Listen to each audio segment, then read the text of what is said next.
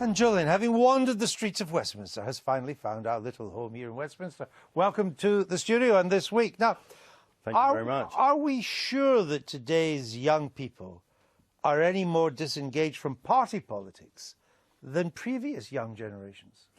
Well, previous young generations hadn't experienced the Iraq War. They hadn't experienced the expenses scandal. They hadn't experienced any number of other faux pas by politicians that, frankly, are taking the highest office in our country.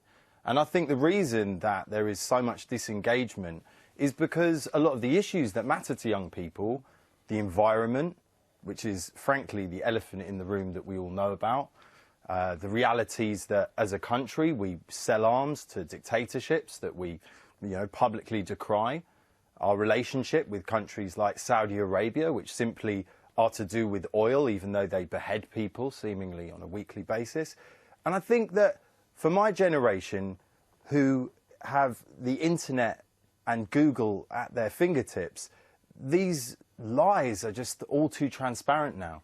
And unfortunately, when you were a young chap, you didn't have, an iPhone that was able to, check these things very quickly. And I think we had need Encyclopedia Britannica. You did, and I'm sure you were very fast on them, but trust me, they're not as fast as my 9-year-old godson on Google.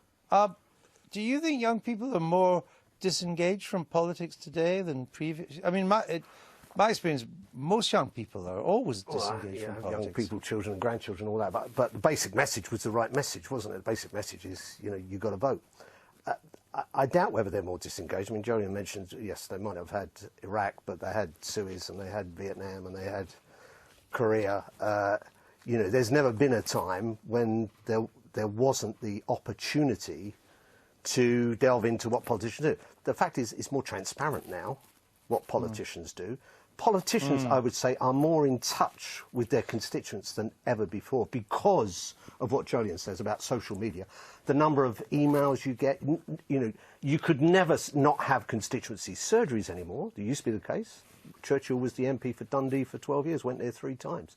So if you make an argument that it's worse now than it's ever been before, I don't buy that. If you're making the argument that young people now, 25% of them didn't vote at the last election. That problem is getting worse, and as a result, some of the issues that are happening, over the last 4 years or 5 years, have happened to young people in a way they haven't happened to pensioners, for instance. That's absolutely true. Michael, what's your take? And then we'll come back to Jolyon. Well, when Joey Essex was on a few weeks ago, I made the point that I thought it was the responsibility of young people to interest themselves in politics. It's not just for politicians to get young people interested. There is a responsibility on the citizen. And I think Jolyon agrees with that, according to his film, and I like that very much. The second thing I would say is I think the big fraud on the young is as a result of democracy, and it worries me very much indeed, which is that democracy involves politicians trying to outpromise each other, promising too much, promising more than the country can afford. And the only way that this is sustained is by running up debt, and the debt is passed on to the next generation. And that's what you ought to be worried about. I mean, I think many young people, in fact, I think perversely, keep calling for more and more public spending. What they really ought to be worried about is the level of debt that's being passed down to them, because your generation and future generations will be paying vast amounts of interest on the debt, which means you'll have less to spend on some of the things that you might think was worth spending on. Jolyon. First of all, I think that, Alan, I think it's amazing that you can sort of sit there and compare Suez to Iraq. I mean, was there any WMD involved in the Suez Canal? Was there allegations that the entire invasion of a country was based on a false accusation? Yes, there was. Fundamentally. Just explain, because it's important young people this is very important. Well. Can I just tell you, Suez was done on a secret deal with France and the Israelis that we were never told about till long after the event. So it's actually rather similar to Iraq. I think the fact is that... But let me bring you... But let's not get...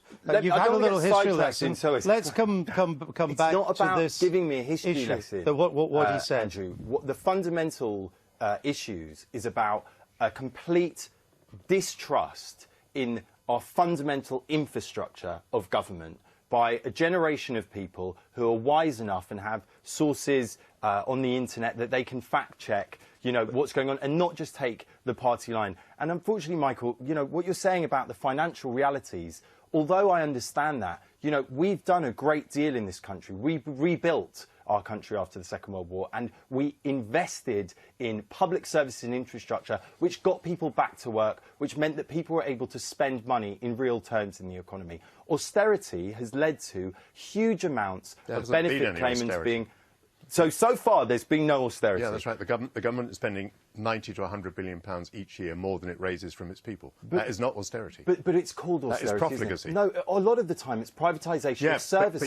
But you've got the internet, so you can check the facts and you can find out it's not austerity. Can I come back to the issue of young people? But I want you to check the facts because you've got the internet at your fingertips. Can I come back to the issue of young people? First of all, it seems to me that you're assuming that young people have to have a far left agenda like yours. Otherwise, far left agenda. Well, everything you said was pretty much on the left. But secondly, I wonder whether we shouldn't distinguish between politics and political parties. Yeah. If you were to say to me that young people are disillusioned with political parties, I think that would be hard to argue against. But then they're not alone. Most, as we can see in this election with Labour and Tories struggling to get 33% of the vote, we're all pretty disillusioned with them. But I don't think young people are disillusioned with politics or issues. No, I think you're absolutely right about that, because on single issues and, you know... They're out there marching. Marching and also, you know, making their voices heard through a combination of using Facebook to organise, using e-petition sites to push single agendas, and actually on-the-ground activities. You see them all over the place. And, you know, your hot potato, Russell Brand, who I'm sure we'll come on to later, we will. and the issues that he raised about the New Era estate actually led to a great pushback on that issue. And I think for a lot of young people, what they want to see is that politicians acknowledge that not only have we had what frankly seems to be quite a pervasive move towards sanctioning their lives rather than those of pensioners that vote, and hence why I believe that, you know, our generation does need to get out and vote. And I'd like to say to all young people watching tonight, you have to control your future by engaging with the process. We can only reform the system in this dysfunctional democracy by taking I don't want a Russell Brand speech. You know, well, I'm not giving I've had enough watching this. All very frustrated. Was Ed Miliband right to go and be interviewed by... Yes, I think he was. Yeah, I think he was. I think in an election where no one's taking any chances and no one's gambling on going anywhere near the public...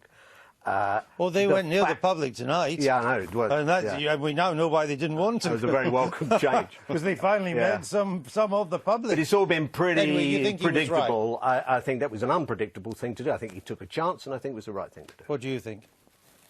Nothing wrong. I think Russell Brand has become quite a big figure, and I think he says a lot of things that are wrong, and he needs to be put right. And how is he going to be put right unless you meet him? Do you fancy going in for a political career yourself? I mean, you're very passionate, articulate about these issues. Why not? I think that I am involved through satire in actually giving some kind of sanction to the thoughts that a lot of people have. No, I understand, but I just wondered because he doesn't. I mean, like you, I don't really want to be a shitweasel. No, but the ultimate reality is that what I believe is that donors ultimately seem to be more important to most politicians than voters. And I believe that, you know, there are a lot of issues in this election, like the Transatlantic Trade and Investment Partnership, that haven't even been mentioned. Right. Okay, don't be a politician. But with Ed don't Miliband, be a politician and not answer my question. So no, would you like to go into not for any political yourself? party that currently exists? Because for me, it's a very interesting thing that Ed actually went on Russell's trues. No, we know you approve of that, but we've run out of time. Oh, well, that's the problem. Well, there you go. You're never enough time for the radical left, you know apparently. That. Well, you've had a pretty good run tonight. Don't chance your luck. Right, it's late. David Cameron's spending so much time with Karen Brady, he now supports West Ham late. Oh, dear. But don't go to bed just yet. Keep